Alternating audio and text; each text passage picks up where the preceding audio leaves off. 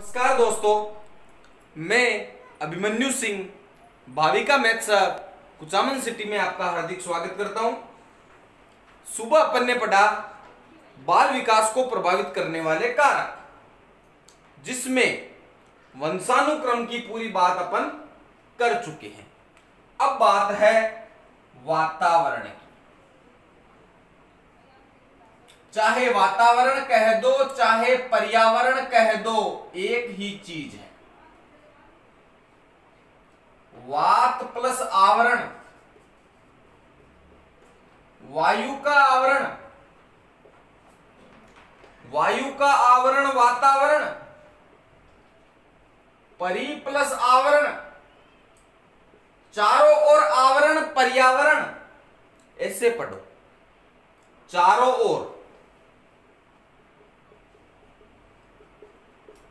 चारों ओर वायु का आवरण ही वातावरण और पर्यावरण कहलाता है। फिर बात आती है कि वातावरण तथा पर्यावरण व्यक्ति के जीवन तथा व्यवहार को प्रभावित करते हैं।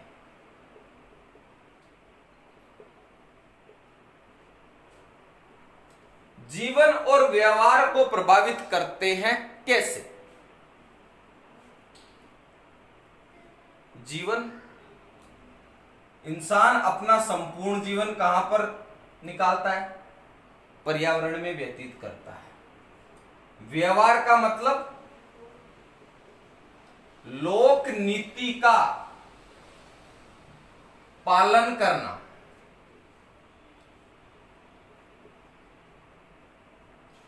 लोक नीति का पालन करना, जीवन का निर्वहन करते हुए।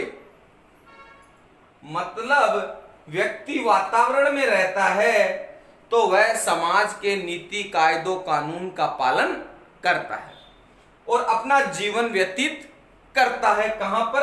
वातावरण या पर्यावरण में। परंतु वातावरण दो प्रकार का है, उत्कृष्ट मतलब अच्छा या स्वस्थ, और दूसरा वातावरण जो आपका नकारात्मक वातावरण है।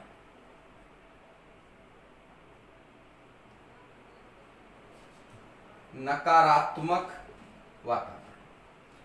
अगर उत्कृष्ट वातावरण मिलेगा, स्वस्थ वातावरण मिलेगा, अच्छा वातावरण मिलेगा, तो व्यक्ति का जीवन कौशल और जो व्यवहार है वो अच्छा रहेगा। और अगर नकारात्मक उसे वातावरण मिलता है जिसमें उसकी आवश्यकताओं को लेकर या उसकी जो भी कुछ घटनाएं घटित होती है उनको लेकर एक अंतर्द्वंद मचा रहता है, उस स्थिति में व्यक्ति जीवन और व्यवहार दोनों पहलुओं पर अपना पूर्ण रूपेण विकास अच्छे से नहीं कर पाता है। तो निष्कर्ष क्या निकला कि जीवन और व्यवहार को वातावरण प्रभावित करता है। फिर कुछ परिभाषाएं हैं वातावरण की, जिनमें एक मनोवैज्ञानिक हुए डगलस तथा हॉलैंड।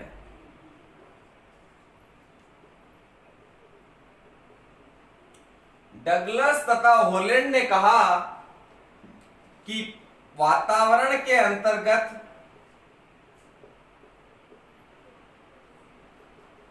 उन समस्त बाह्य शक्तियों,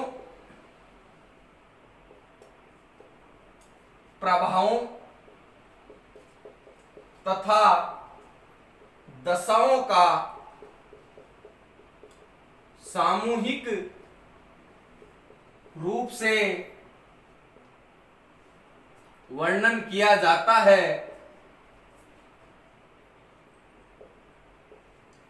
जो जीवित व्यक्ति के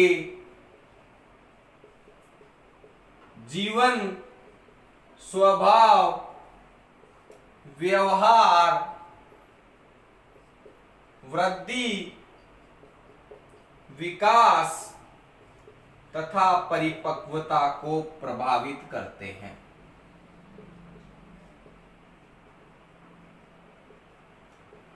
ये जो परिभाषाएं मैं बता रहा हूं ये वही महत्वपूर्ण परिभाषाएं हैं जिनमें से हो सकता है एक परिभाषा आपको मिल भी जाए कि उन्होंने अपने अनुभव से जो बात कही वह पर्यावरण की संपूर्ण व्याख्या करता है कि पर्यावरण बाहर का ही आवरण है। समस्त बाहर की शक्तियां, प्रभाव और दशाएं जिनके आधार पर व्यक्ति अपना जीवन जीता है, स्वभावगत परिवर्तन होता है, व्यवहार लोक नीति का पालन करना, वृद्धि तथा विकास जो अपन ने स्टार्टिंग में पढ़ा है, अभिवृद्धि तथा विकास, वर्धन तथा विकास, परिपक्वता को प्रभावित करता है। इनके बारे में डीपली पढ़ चुके हैं अपन, पर मेन बात यह है कि ये सब घटनाएं कहां पर घटित होती है? वातावरण में। इसलिए वातावरण प्रभावित करेगा। दूसरे वैज्ञानिक हुए बोरिंग, एनफील्ड तथा वेल्ड। ये तीन नाम एक साथ आते हैं, तीनों ने एक साथ कहा। और एक वैज्ञानिक हुए एनास्ट सी, मनोवैज्ञानिक। इन दोनों की परिभाषाएं समान हैं। दोनों ने कहा कि पितृक के अतिरिक्त सभी बातें वातावरण से प्रभावित होती हैं।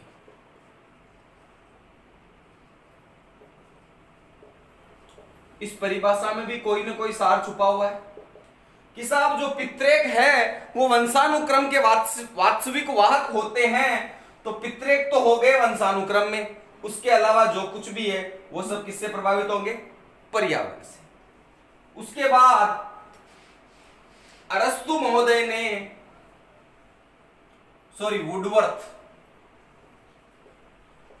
वुडवर्थ महोदय ने परिभाषा दी। इन्होंने कहा कि वे सभी बाह्य तत्व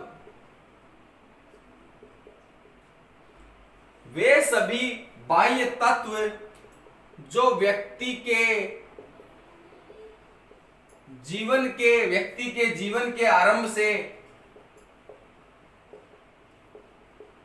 व्यक्ति को प्रभावित करते हैं।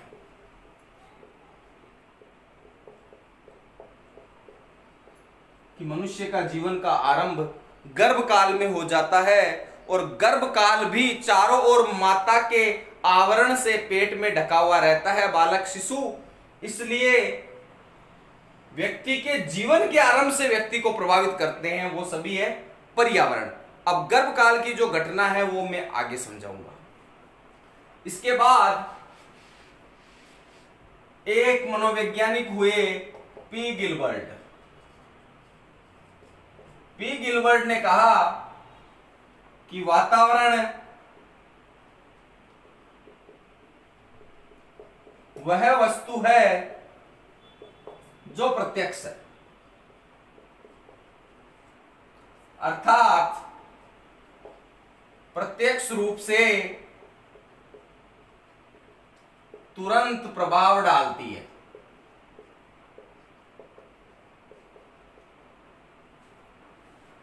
एक मनुष्य का जीवन या मनुष्य का संपूर्ण शरीर या व्यक्तित्व वातावरण में समाहित होता है तो उस पर प्रत्यक्ष रूप से, क्योंकि मैं हूं, मेरा अस्तित्व है, मैं स्वयं प्रत्यक्ष हूं और प्रत्यक्ष रूप से चारों ओर से प्रत्येक वातावरण का छोटे से छोटा पहलू मेरे पे प्रभाव डालेगा। तो अलग अलग अर्थों में वातावरण की अनेक परिभाषाएं दी है। एक व्यक्ति हुए रॉल्स ने कहा कि वह शक्ति जो सब पर प्रभाव डालती है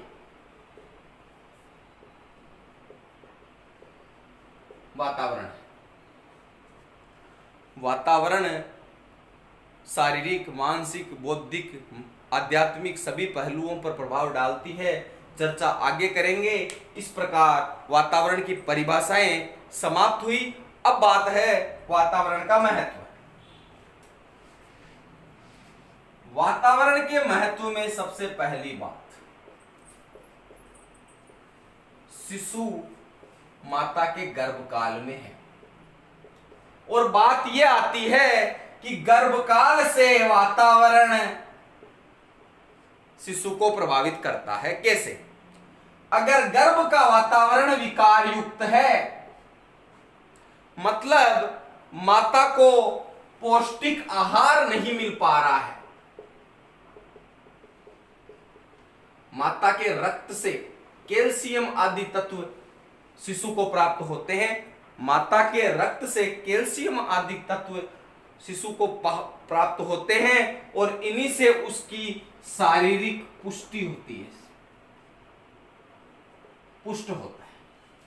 अगर गर्भकाल का वातावरण विकार युक्त है तो शिशु शारीरिक रूप से पुष्ट नहीं हो पाएगा। माता अगर तनाव में है तो उसकी मानसिक वृद्धि रुक जाएगी। इस प्रकार वातावरण गर्भकाल से शिशु को प्रभावित करता है, पहली बात। दूसरी बात कि यह जीवन पर अमिट तथा दीर्घकालीन छाप छोड़ जाता है।